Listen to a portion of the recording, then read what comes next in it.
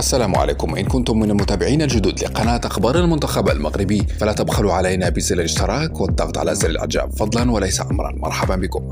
تقرير ناري من قناة أجنبية عن المنتخب المغربي. لقد فجروا العالم. نعم، فبعد الإنجاز الكبير للمنتخب المغربي والغير المسبوق وتأهل المغرب إلى ربع نهائي بطولة كأس العالم، على حسب قناة أجنبية التي قالت أن أسود الأطلس فجروا محرك البحث جوجل، وعلى تويتر تمت مشاركة أكثر من 2,000,000 تغريدة عبر هاشتاغ ماروك وديما مغرب وهاشتاغ بونو خلال 24 ساعة الماضية، أي 1000 تغريدة في الثانية الواحدة وفق حساب فيزيبرين الذي يراقب حركة الويب. هاشتاغ المغرب البرتغال، هاشتاغ المغرب إسبانيا.